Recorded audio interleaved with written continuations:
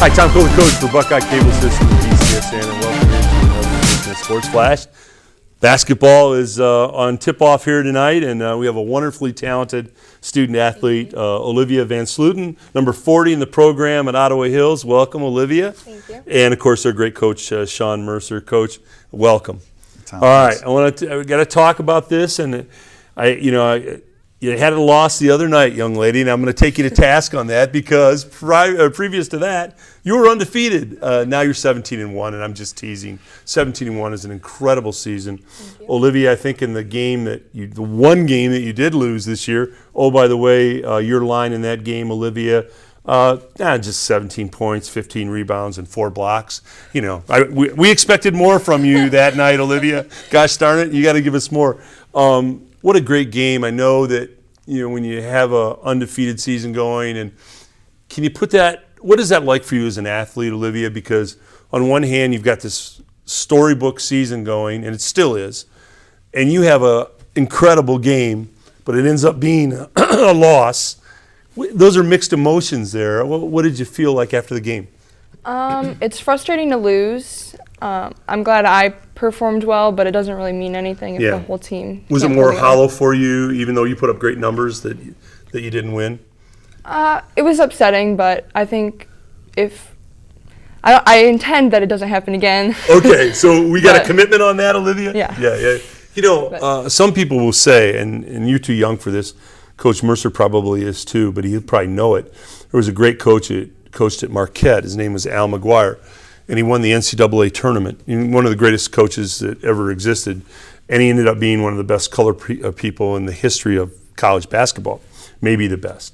And he always liked, when he had a great season going like you're experiencing now, he almost tried to orchestrate in a way, not really, but in a way, losing a game before the NCAA tournament because he didn't feel that he could go undefeated in the regular season and then make an undefeated run in the tournament. He just felt that the law of statistics, would catch up with him. So he didn't mind losing a game before you go to the tournament. So I know you have a lot of games to go, and all these great things are ahead of you, and you have some exciting news. Tell the folks what college you're going to go to. I will be playing basketball at High Point University. Yeah, congratulations. You signed to play basketball there. They're getting a great person, a great player, a great student. What are you going to study? I'm thinking about maybe going into pharmacy. Yeah, okay. Well, you always have a job. You can get a job anywhere doing that, and it always pays very well. So you're going to do well again. Olivia, you've been so successful at Ottawa Hills. It's a great school. It's great academically. It's great athletically. They have great teachers, great coaches. I'm very familiar with the school. Mm-hmm.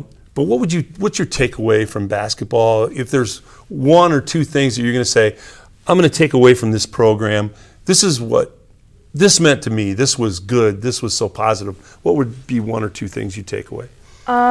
Probably seeing how putting in all the hard work and having teammates that also have similar goals as you, when you see them all work together, like the final product, mm-hmm.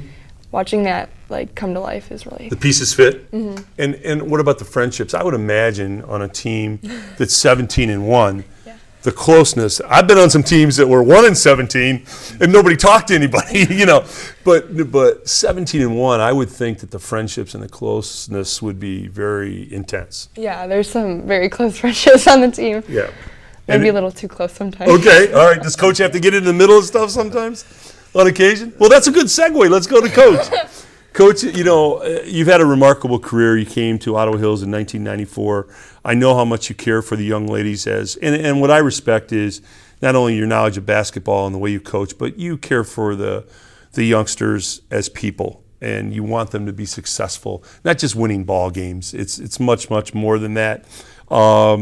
What has this season meant to you? Because it is a storybook season. I know you didn't want to lose the one game, but it is a storybook season. Yeah, well, I think we talk so much about it's more than wins and losses. Now, again, we'd love to go back and win, but it is a great. Just guaranteed. Yeah. She just pulled a Joe Namath and guaranteed that there's not going to be any more of those. So. Yeah. Well, we talk a lot about family and the importance of being tight, and that's one thing that I always enjoy is that when we finish the season, that's one thing that our players, usually our seniors, our outgoing seniors, say is how it's different because basketball is such a family, and we try to always talk about other things that are important other than just playing basketball. Like now, we're getting to talk about adversity. How do you deal with adversity? Yes. How do you come back? So, which are great life lessons. But yeah, it's a great group. They're tight. I mean, you knew just from that perspective, you knew as a coach being around long enough that there good things were going to happen regardless because of that. And so, we're excited. Sean, you've been so successful in basketball. You've coached the boys. You came in as a boys coach under John Lindsay as an assistant, I think, when he was the head coach. He's a great coach. Yeah. I know how much you respect him and he respects you. So you've coached the boys and you've coached the gals. What's the difference? Is there a different approach? I think I know part of the answer to this. Olivia just gave me a look. Yeah. But what is the difference? Well, I think what I find a lot of coaches in my position that started out coaching boys and maybe played as, when they were younger, it typically comes back to once you get into the girls program and you start coaching girls, you realize that there aren't any prima donnas. They all want to work hard and improve. And I know Tara Vanderveer from Stanford always said you can push boys, but you have to pull girls. So Yes. it's a lot more positive, Okay. reinforcing those kinds of things. And so that was probably the biggest difference. But I'll tell you, they will run through walls for you. And I didn't always experience that when I coached boys, but I will tell you, the group we have now, they play hard. The loyalty. Yeah. Once you garner the trust of the ladies, that they'll play with that passion for you. Yeah, and you hear that even from fans. They're like, you should be so excited just because of how hard they play, Right. how hard they play for you and buy into it. And I think that's probably the thing that I've been the most pleased with as a girls basketball coach. Coach, talk about number 40 here, because she's a special lady. If you could give me a few things, you've been privileged to coach her. I know how special she is. Talk about her a little bit. Well, it's funny because the first thing I think about with her is how goofy she is. She's funny, and so everybody is always, wow, she's so tall, and everywhere I go, you're big. Oh my gosh, you're big. We want to talk to you about you're big. And I always think of her in practice doing the goofy things and the dances and the jokes she's telling and the big smile on her face. But I think the biggest thing with her is that we've seen a big improvement every year from her, which again is a pretty rare thing. She gets better and she knows what her weaknesses are between us and her summer coach, and I know her parents are very involved, that she knows what she needs to do to get better, and she takes it very seriously and works at it. But I love the fact that she can still keep it fun, Yes. has fun with it, and she helps keep the team loose sometimes too with her humor. So I love that about her. Olivia, those are nice comments. I was talking to, I love how you came into the room. You're funny, you watch people when they come in for interviews, and you learn a lot just when they walk in the room. And you walk in so tall and statuesque, model-esque. You look like a model, you model-esque. But, we talk to a lot of kids in high school and a lot of the ladies, and we go to grade schools. We probably talk to 40,000 grade schools kids in 8 years. And some of the taller girls, they feel self-conscious about being tall. And I can see that you walk in and you have the attitudinal approach of how proud you are that you're tall. And I think that's very cool. Was that something you developed over a period of time? Did it take a while to get there? Or did you always have that? It was hard when I was younger because I wanted to be able to wear the dresses that everyone Sure, can wear. sure. I'm too tall for those kind of things. Right. But basketball, it helps with basketball. You can't change your height, so Right. you might as well just do it. Yeah, well, as I said, you're model-esque, extraordinarily beautiful young lady. So, it's a good example. I guess what I was getting to is it's a good example for young kids out there, young ladies that are tall, to be proud of that and be who you are and be very, very proud of that. And I read an interview with, you're too young for this, but Kareem Abdul-Jabbar at one time, great basketball player, maybe one of the greatest players that ever lived, and he was almost 7'3", and he had a very difficult early life because every place he went, he became an attraction because of his height, not just because he was a good basketball player. And he learned to accept that he was just special, and he went with it as, I'm glad that I'm this, and it became such a positive thing for him instead of a negative. So, want to finish the season? Great. You're excited about that? Give me a class. I know the classes at Ottawa Hills, the teachers are great. Can I ask you a class that you walk into and you say, Olivia says, gosh, I enjoy it. I'm learning a lot. I have fun. What class would that be? or does that put you on the spot? Do you have one in particular that you could say? I have two that I Well, like. you could very mention good. both.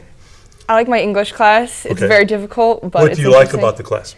The teacher, Okay, who's the teacher? Mr. Broadway. Okay, Mr. Broadway, we're giving him props right now. All right, and is it composition, novel? Argument and rhetoric, Okay, and the other class?